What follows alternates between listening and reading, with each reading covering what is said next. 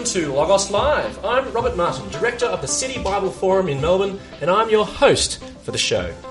Logos is Greek for word or message, and Logos Live engages the Christian message before a live audience in the CBD of Melbourne. And do we have a live audience here today? Yay! And we also aim to have a bit of fun. Who said exploring the big questions of life shouldn't be enjoyable? What are the casualties of your busy life? How do you go beyond merely surviving? In this series of Logos Live, Time Poor, Soul Rich, we engage the difficulties busy workers face in developing a rich soul.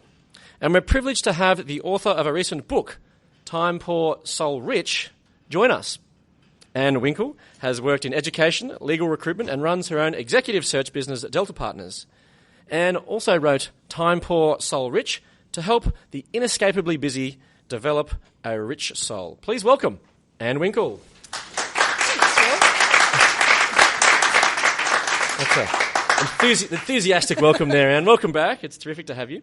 Now, Anne's book features the stories of many inspiring women, and today we're privileged to be joined by one of them, Samantha Marks. Samantha is a QC. She's been a barrister for over 20 years and was appointed senior counsel in 2010. She's married with 3 children. Please welcome Samantha Marks.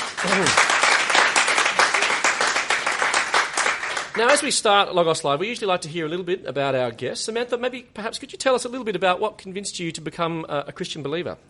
Well, when I was young, I had a grandmother who used to take me along to church with her whenever I stayed with her, which was fairly regularly. And through that, I first came in contact with a wonderful group of people. And in the years that I was growing up, we travelled overseas a lot. I'd been to 6 schools by the time I was 12 and lived in 3 countries.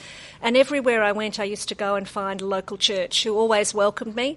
And I found a great group of people who really felt there was a lot more to life than just who you were. It was about what you did for other people, and learning about God. And that was a most wonderful introduction and a great start to life. Fantastic. Terrific. Well, today we're talking about intimacy. Now, when a vice chairman of Warburg's Bank was once asked what he thought was the greatest casualty of a busy life, his response related to intimacy. Now, intimacy means more than physical intimacy, doesn't it, Anne? So what exactly is intimacy? Yeah, I think the thing about intimacy is it's something deeper than just that sort of fleeting, shallow relationship that we can all foster in our day-to-day busy lives. I tell the story in the book of when I went home for Christmas to Adelaide once, and I remember getting to the end of the day and kicking myself that I'd spent all day with my family who live in another state, and I felt like I hadn't had a real conversation with anybody. It was just very kind of superficial, and I regretted it because I hadn't been intentional about just going a bit deeper and finding out where people were at, and it was just all very hurrah Christmas. Sad. Yeah. So how do you understand intimacy, Samantha? I'm really glad for that clarification, because when I told a couple of people I was going to talk about intimacy, I think they thought I was planning to be the next Bettina Arndt or something. To me, intimacy is about the deep relationships. It's about the relationships with the dearest people in your family, with your close friends, perhaps with the other people you connect with, but you actually have a real conversation with, rather than how's the weather and how's the footy going. And it's something we all deeply need. Now, a song which explores the absence of relational intimacy is the 1974 classic by Henry Chapin, Cats in the Cradle. Now, the song is about a father who's too busy with work to spend time with his son. And the lyrics of to Cats in the Cradle appear in your book. Why did you include them? I actually include them in a section about should we feel guilty for the way we live. So I was looking at the questionable, the question of whether or not we should feel guilty in our work, and my answer is it depends. Sometimes it's our conscience working really well, and sometimes we shouldn't be feeling guilty because it's just somebody else projecting their things on us. But that song's a beautiful example of somebody who regrets later in life how they've worked and related to family. So it's a good example of the lack of intimacy with children. If you were to write your own version of Cats in the Cradle, including items from your own childhood, what things would you choose? Well, for me, a lot of it would come back down to the classics of all the things you can do with children. It's the time you have with them that they remember. It's the holidays. It's the time your folks had time to go for a walk with you. It's the laughs around the dinner table. It's the stories. It's the little rituals that every family builds up. So with us, it might have been spaghetti on a Sunday night when everyone was home, and it was always the same dinner, and we wanted it. Even when I became a vegetarian, my one exception for those 3 years I was a vegetarian was Mum's spaghetti bolognese on a Sunday night. So I know everyone will write to me saying you're not a vegetarian, but that was it. Yeah. And all of those things as a kid are what make it home and what make it family, I think. What sort of things would you include, Anne? Anything? Oh, well, if we're talking about meals, it has to be the Chico roll or the fish and chips by the lake when we were kids. Yeah. But I loved riding the horse and actually being on my own. Now, that doesn't fit into intimacy, does it? Although it was a good relationship with my horse. And fishing with my dad, definitely. Yeah. Well, I mean, I was thinking about it for myself, and I'd include BMX bikes and computer games and Luke Skywalker and my model trains. But it's probably... That's so probably not say. Let's say it's not say. There was yo-yo crazes. Little less poetic. Okay. And Pac-Man, that really dates me. Pac-Man. Now, does Chapin's song touch a nerve with relationships within our families? I mean, you've mentioned before about perhaps guilt, but perhaps revealing a lack of relational intimacy common to human experience in the modern world? I think it absolutely does, and I think the fact that song was so popular shows that something that affects everyone. We're all madly trying to fit so much in, and along the way, often it's the people that matter most to us that we can let fall by the wayside because we can take them for granted, and it's something pretty universal. That's why that song touches a nerve. Anne? Yeah, I agree with that. I don't know if you're aware, but it was actually his wife who wrote that song as a poem originally, and then he put it to music. So it's a joint effort from two parents. And it does reflect on the fact that the children pick up the habits of the parents and repeat them. So, when we model to children how to behave and live in our lives and how to handle relationships versus work, etc., the song's so powerful because it shows that is passed on to the next generation and they do it again. And I might say that song meant a lot to me even when I was a little kid. I can remember hearing how busy the dad was, and we'll do it later, and we'll do it soon, son. And then you'd get to the bit where the son was so busy. And even as my children were growing up, I'd sometimes think about that and think, I need to give them the time now. And I want to model them seeing me giving my mum time and my grandmother. And hopefully then when it's my turn, it comes back too. Now, Samantha, you've been practicing law for over 20 years and you're now a QC, Queen's Counsel. What is a QC and what does one do? What it's come to mean is it's really a mark that you're in a certain percentile. You've been picked out by, in our case, the Chief Justice of the Supreme Court after talking to many people in the profession as being at a particular level of the profession. And I imagine that being a QC affects your time? Or Well, the process of getting there affects your time? Certainly being a barrister is something that can be pretty labour intensive. When you're in the middle of a trial or you've got a number of matters coming up, it's very, very busy.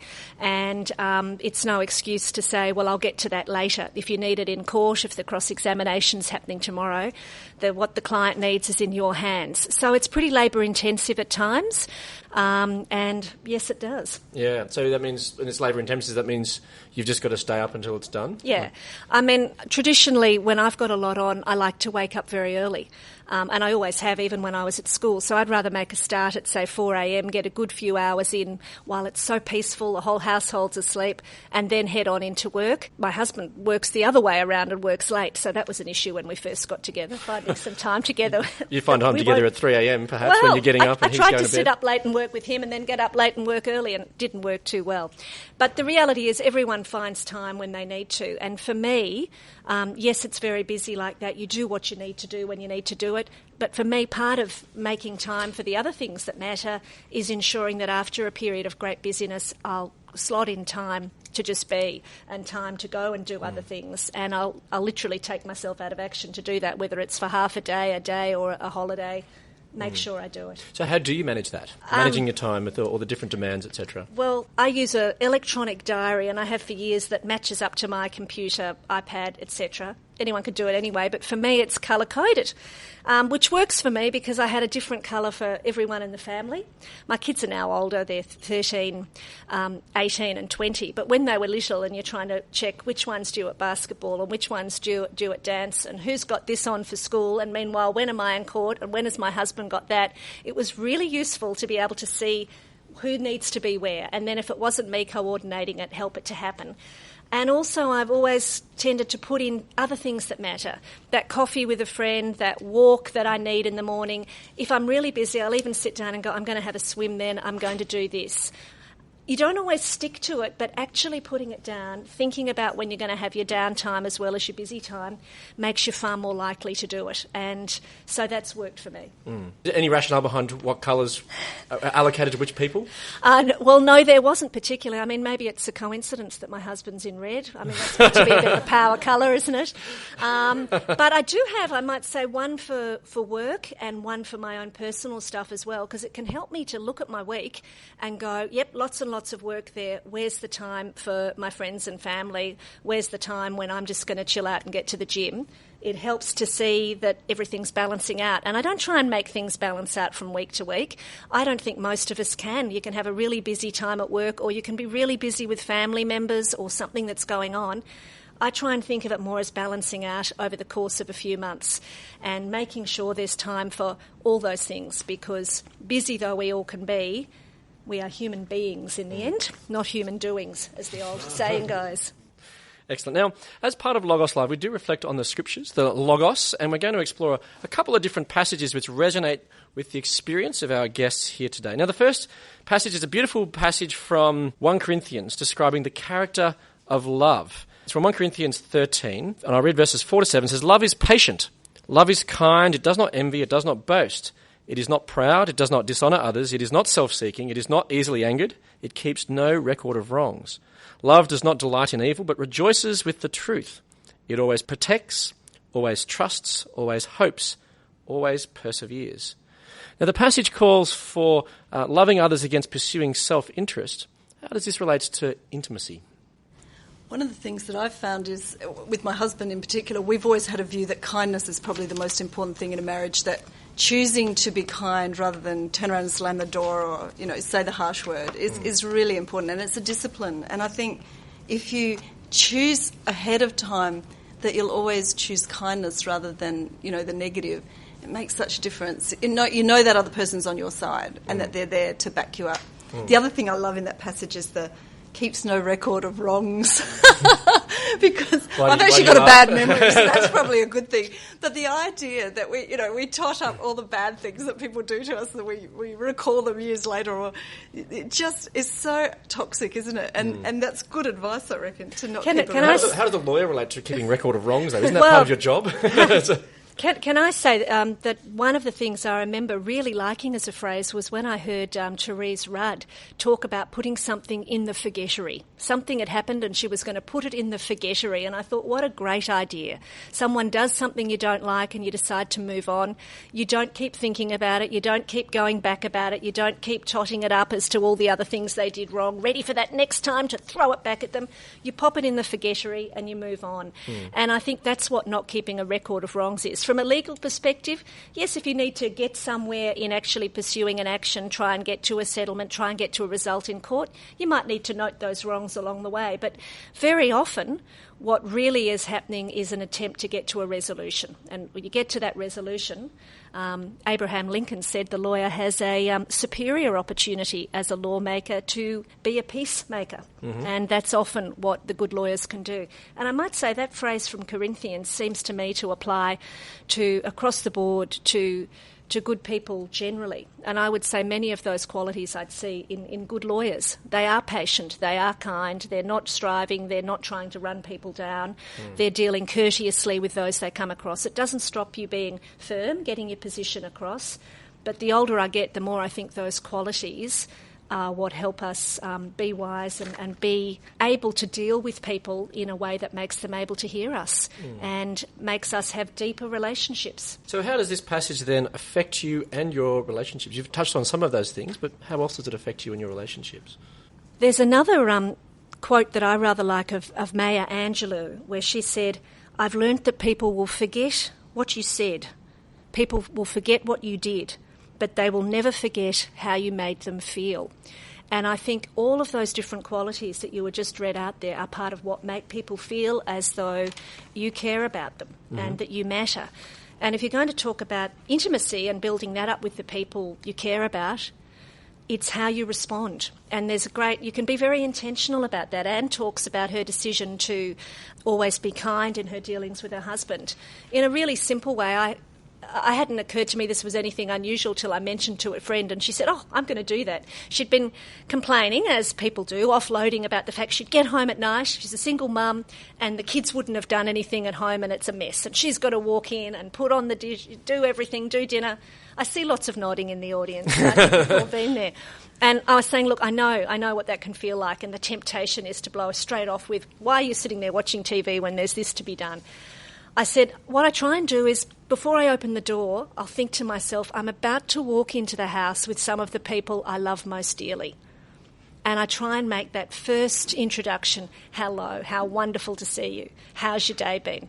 Later on you can get to the rest, but when you do it from an intentional, loving kindness, appreciation of all that you have and what they mean to you, you have a very different conversation. Yeah? Oh, that's making me feel really bad about the thing I said when I got home the other night. But boy, that's good advice. It's aspirational. I have to say, don't do it all the time. It doesn't always happen.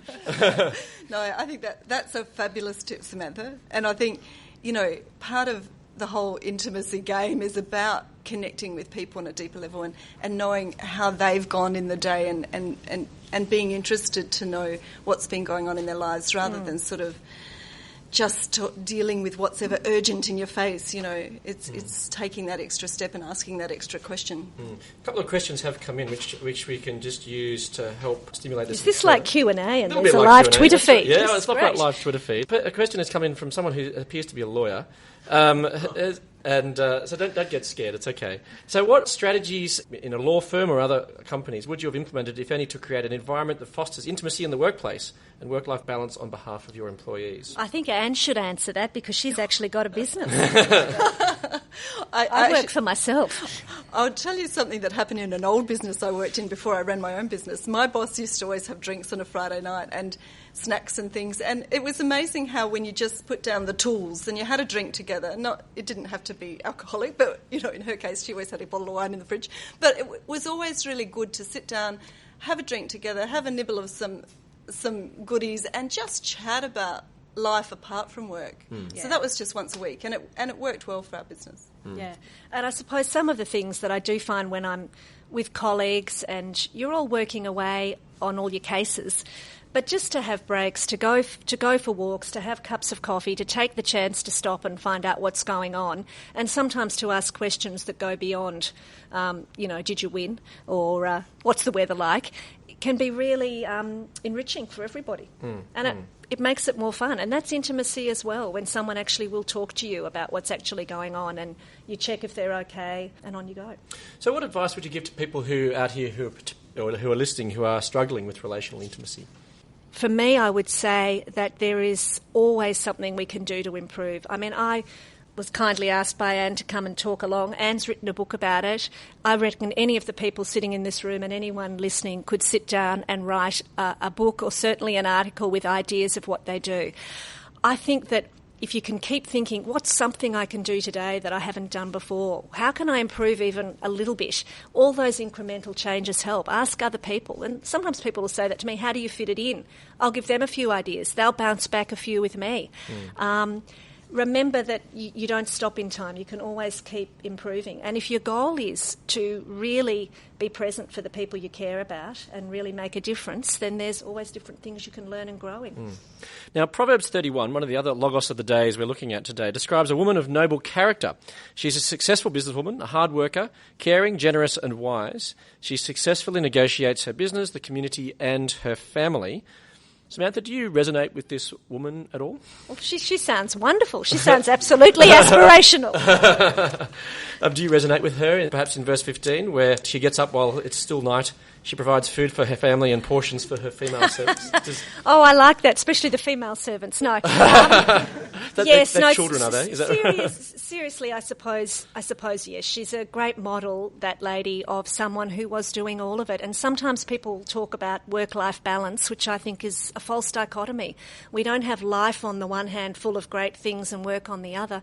Work, no matter what we're doing, is part of our lives. We're engaging with other people. It's how we contribute often a lot lot to our communities. It is how we put food on the table and houses overhead and do other things. So I think it's being aware in all of it.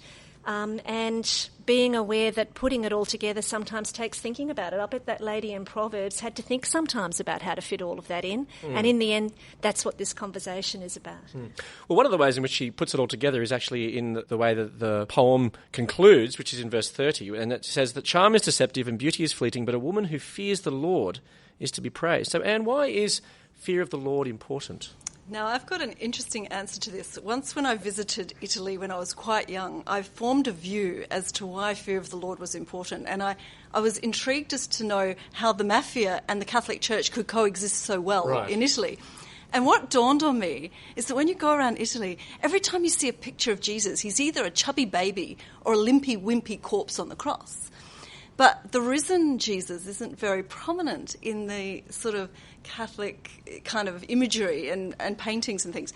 And it struck me that if we really knew who, I guess, Jesus as a man and as a risen Saviour was, and if we really knew how awesome God was, we would be quite in awe, and that would change us. And I think if you think of Jesus as a sort of a baby or a dead person, it's not so scary. You know, I think there's something to be said for coming into the presence of the Holy God and actually kind of going, wow. And I suppose, would that be what we've looked at in 1 Corinthians, that the life of love, would that come as a result of seeing this fear of the Lord, the way of seeing Jesus in his true way? If God is love, if God loves us, then surely the response to that is we would want to love as well, because we want to be like that awesome God. And I think Jesus had a really good thing to say to the religious leaders who were very hypocritical in his day. And he said, look, if you're forgiven a little bit, you don't forgive much. But if you're forgiven a lot, you tend to forgive a lot. You respond in the same kind. And, I mean, it's not that God is fearful in the sense that we should be afraid of him necessarily, but there's something amazing about the fact that God doesn't hold stuff against us and will forgive us. That, I think, is amazing. And that does bring us to the point where we want to live a different life. The Vice President of Warburg, who said that intimacy was the greatest casualty of the busy life, he actually said that it was intimacy with God was the greatest casualty. What do you think he meant? I think you come back to this, whatever religious background you come from. And I was having a discussion with a friend who tells me that she is an atheist, and she happens to be one of the most loving, giving people I know, who does a huge amount in the community. And we were talking, though, about the fact that deeply, deeply at the soul of everyone, we want to have some meaning. We want to know why we're here, and we want to contribute and be part of the community. So where we want to have that meaning, I think, for me as a Christian, it's with God. And if we don't stop and think about it, if we don't stop about why are we here, these few fleeting years while we are here on earth able to do something and come up with a greater meaning than it's to get the biggest bank balance or it's to win the most toys before we die, we're not going to be satisfied. And for me, God is the answer in that, and striving to be close to him or to understand what might be needed of me in this life is what gives some meaning. How about you, Anne? When I look back on my life, there's such a difference between those weeks, months, years when I just cruise along trying to do everything with, my head down, buried in the sand sort of thing, and those weeks, months, years when I've really tried intentionally to connect to God and spend more time praying and actually trying to have that relationship with God that Jesus talked about. And I'm amazed that, Jesus, who apparently was the Son of God, constantly was walking off into the desert or up onto a mountaintop to pray. He was always withdrawing from the crowds who followed him everywhere to pray. And yet, Jesus was the Son of God. He was the most close to God of anybody, but he took time to pray. So if he did, I figure I need a lot more of that. and if you're going to talk really about how do you find that meaning, how do you find that balance in your life? Yes, be busy. Yes, find ways to be more organised in your busyness so you can get through it. But you have to have time on your own as well. You have to have time to stop and think about it, however you find that. because otherwise it all can rush by in a blur. Because this relates to another question that came in about, Samantha said we deeply need intimacy. Why is it needed and not just a nice thing to have? What if I prefer space on my own? Well, in a way, intimacy, I mean, I'm a lawyer, so I'm going to define it. Intimacy is time with yourself as well, isn't it? And it's time, if you believe in a God, with God. Otherwise, it's certainly time communing with nature or thinking about the things that matter. We're all communal. We all want to contribute. We all want to love. We all want to be part of a group. But we also deeply need to know who we are and what matters to us. And we're not going to find that if you work 18 hours a day for 365 days a year. You need time out as well. So, Anne, Samantha, intimacy, how can we go beyond shallow relationships?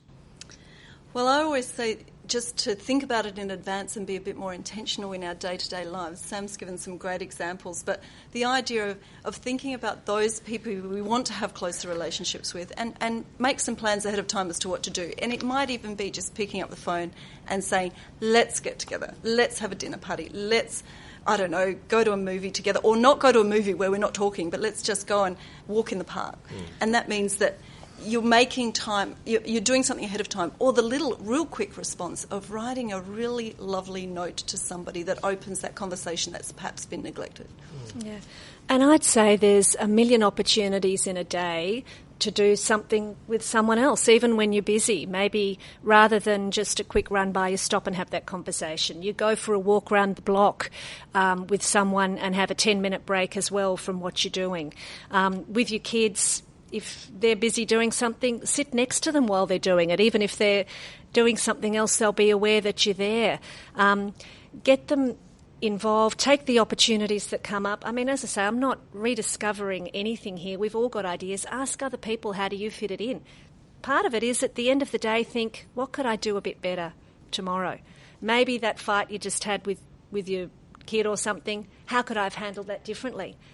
We're all evolving all the time. There's another thing you can do, and the more you think about it, the more you actually care about it, the more likely you are to get there.